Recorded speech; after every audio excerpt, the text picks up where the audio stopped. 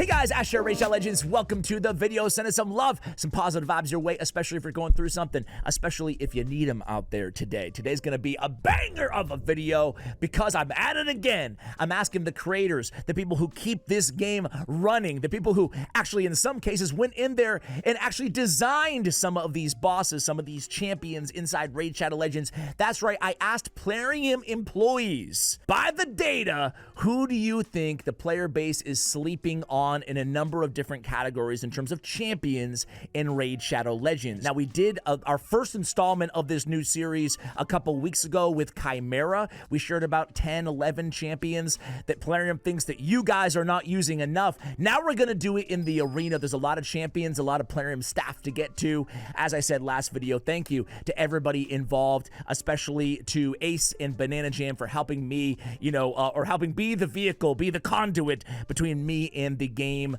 team. These are champions that Plarium designers, developers, publishers, they think that you should be using more in the arena, okay? So I want to start out with what I think is probably the most popular of these champions, the biggest meta champion that was on the list. Now, that doesn't mean she can't still be on the list, because even good champions can still be underrated, right? Queen of Hearts. Queen of Hearts, my most wanted void legendary in the game. This is from Ilya. Ilya is a project manager at Plarium. The rationale for Queen of Hearts is, I would like to see more love for the Queen of Hearts. When paired with 2 damage dealers or a Cavalak, she can do wonders. Her death brand debuff on the A2 sometimes can turn the course of the battle 180 degrees. And she's a killer for the foe that loves buffing up. This is so true, right? The beautiful thing about Queen of Hearts is, well, there's a lot of beautiful things about Queen of Hearts. And Ilya said it best. This Hail to the Queen passive is one of the most powerful in the arena, right?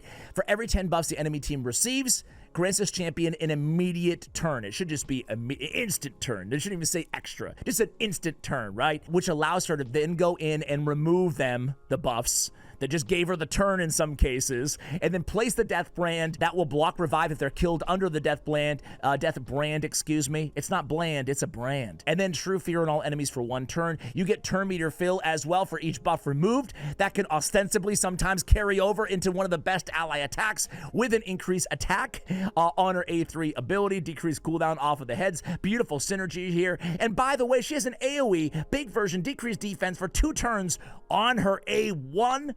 Oh my word, she's insane. Great choice there because, yeah, she's popular. People love her, but maybe not even enough. All right, next up is gonna be Phantom Touch. That's right, the Plarium employee Phantom Touch. They named a whole ability after you, so cool. From player support, we choose 2 champion choices here, Phantom Touch. We'll allow it.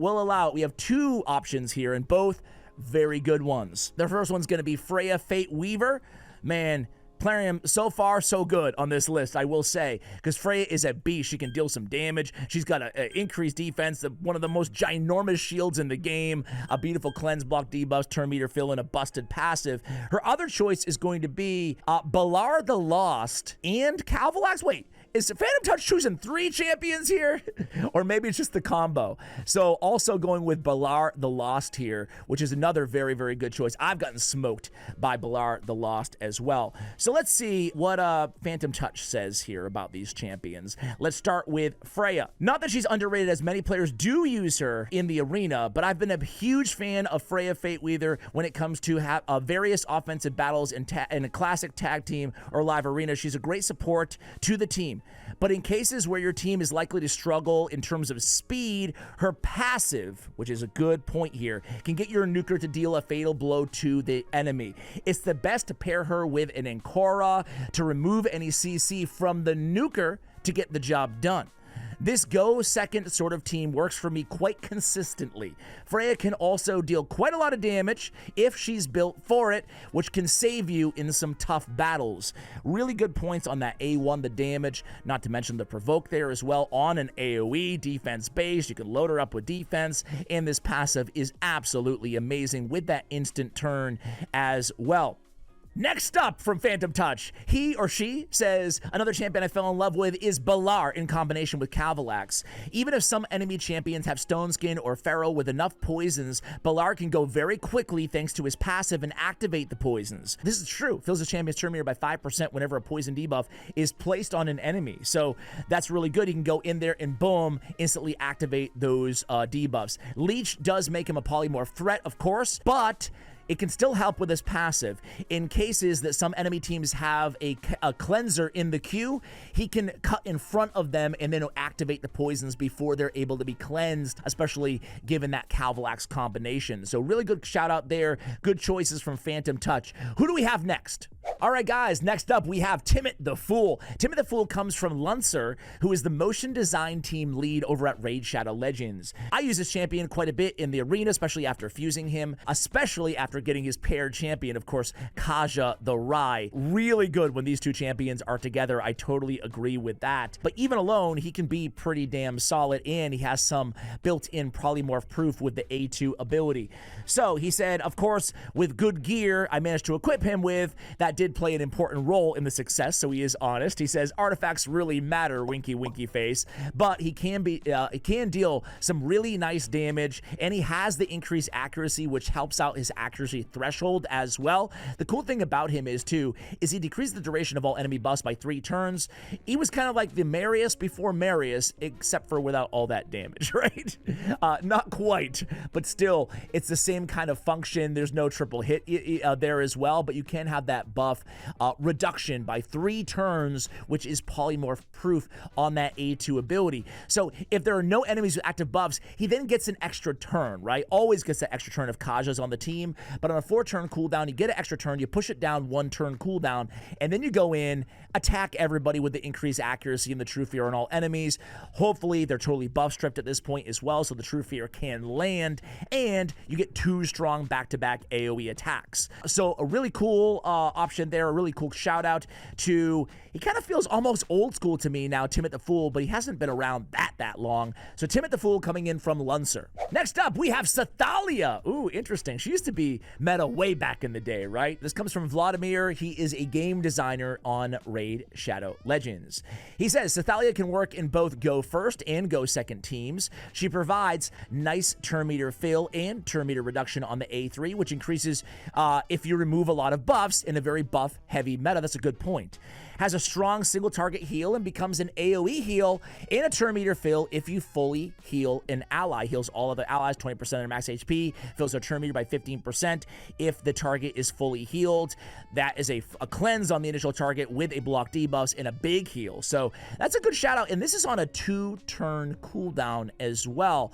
I think a lot of people underrate this ability because it sounds kind of selfish at first, but the AoE effect that it can have on a 2-turn cooldown is powerful, and I like the idea of, in a buff heavy meta, taking advantage of the aggress move. So good shout out there from Vladimir.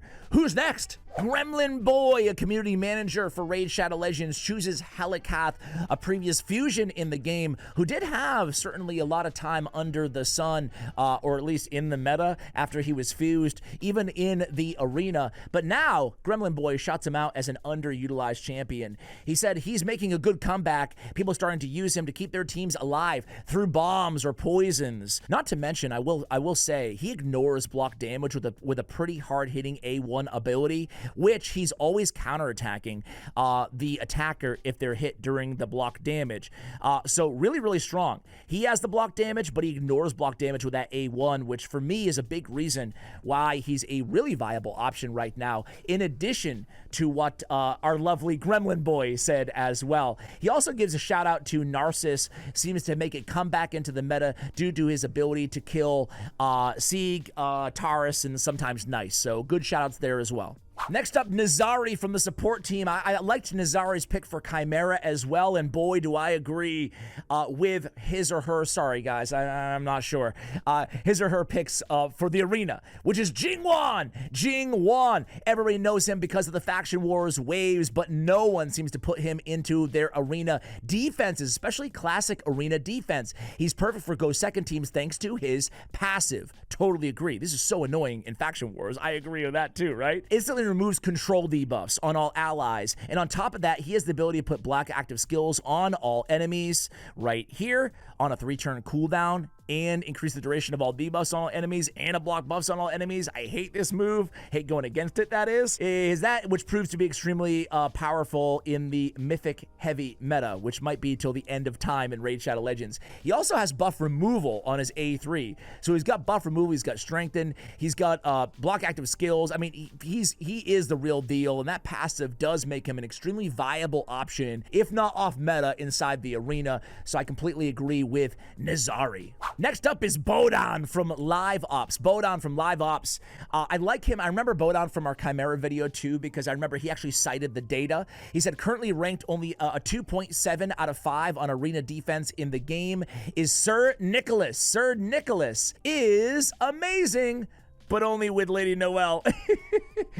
Especially in a 9-piece protection. Permanent unkillable. Well, yeah, if you have Lady Noel, sure. Lady Noel and Sir Nick, it's interesting, right? Because Lady Noel, for my money, is the best reviver in the game. Well, I guess Star Sage, but like top 3 reviver in the game, Lady Noel. But man, she can, when you use this A2 on Sir Nick, right? You instantly activate his Goodwill ability, which is his 2-turn unkillable and continuous heal, right? So you basically get, and it doesn't put it on cooldown either. So you wait for it to, go off. You play your cards right. You have that permanent unkillable that Bodan mentions there. So his shout out is for Sir Nick, but it's really for Sir Nick and Lady Noel in protection gear. Definitely a more than viable arena pair. I run them together personally in one of my siege defenses, and it never disappoints.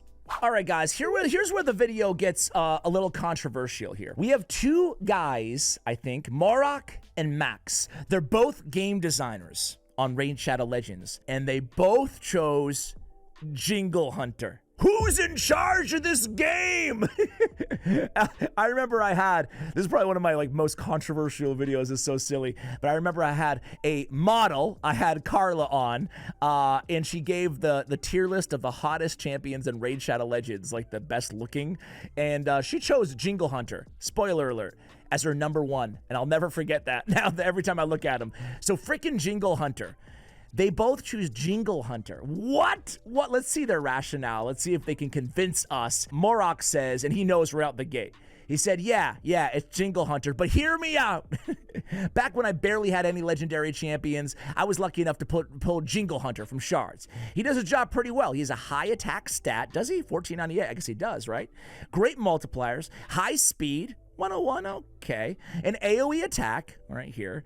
An AoE attack, conditional mass freeze debuff on one enemy, on all enemies if you kill an enemy. That's true. I forgot about that. I thought it was just a single target freeze. That's a good point. He hits hard even if he's not booked. Sure, he's a little bit outdated nowadays, and there are stronger alternatives. But if you pull Jinglehunter, don't just put him in the vault. You know what? That was a pretty compelling case, I feel like, for Jinglehunter, right? Not everybody has to be a mythical in this game. What does Max add to the Jinglehunter support of the fan club internally at Plarium? The Jinglehunter fan club. Fantastic support, allowing for both CC and speed boost. Wait, where's the speed boost? So he has a decreased speed on his A1. And then fills champion turn meter by 10% if the attack is critical. Decrease target's turn meter by 20% if the attack is critical on that cold snap as well. Okay. Make him quick and make him with a lot of accuracy. Build him.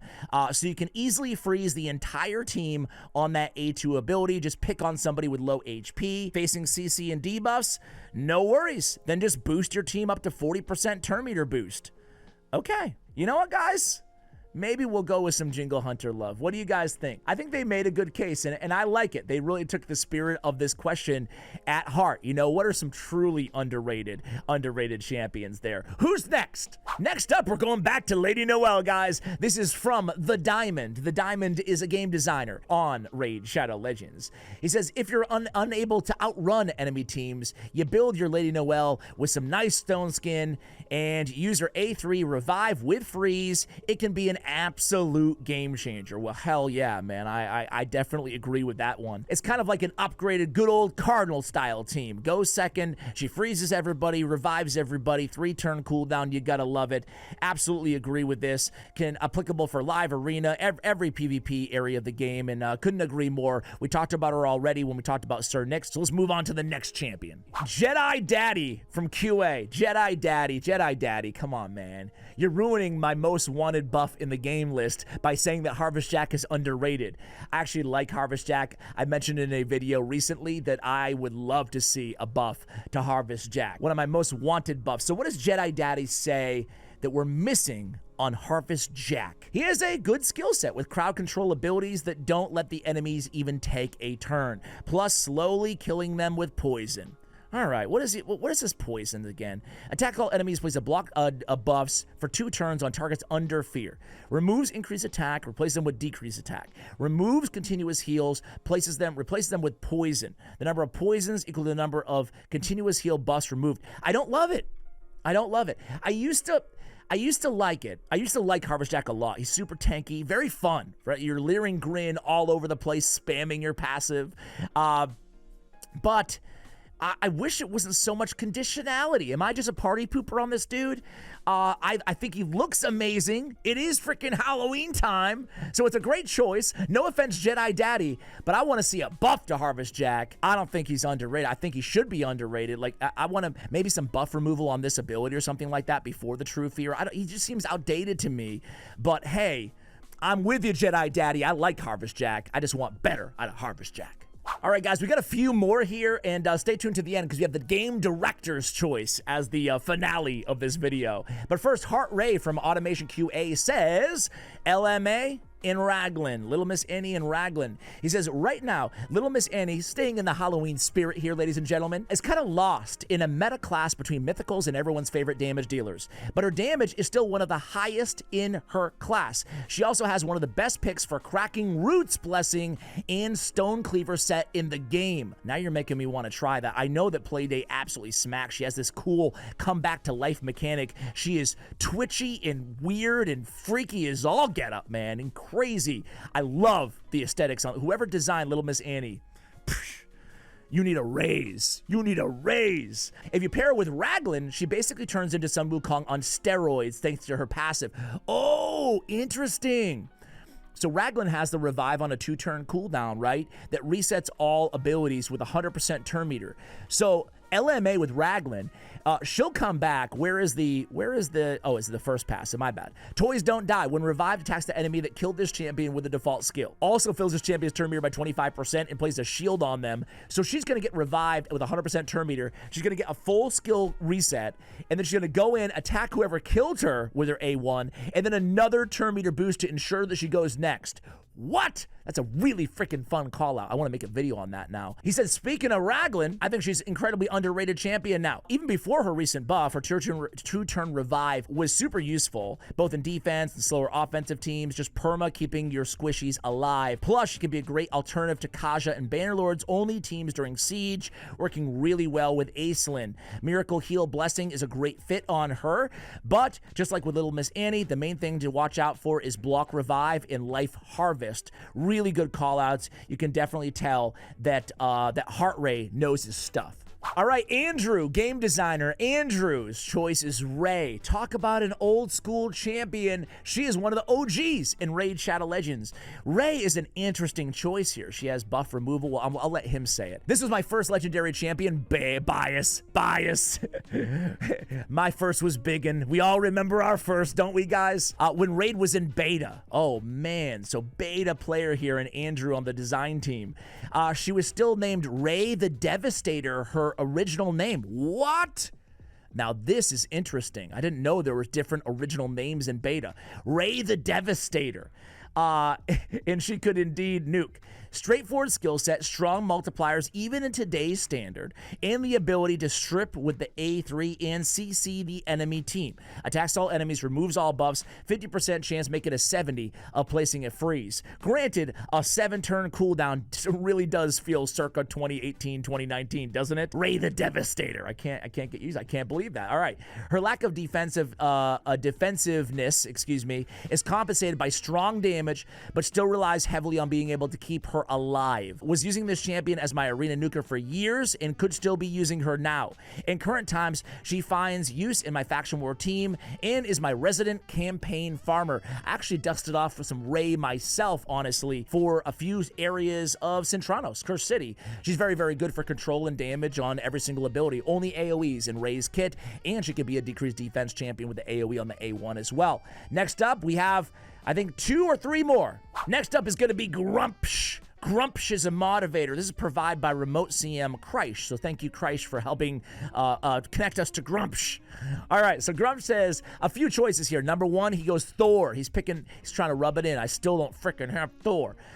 Thor's A2 ignores block damage, which is everything you're looking for in the meta right now with block damage everywhere, right?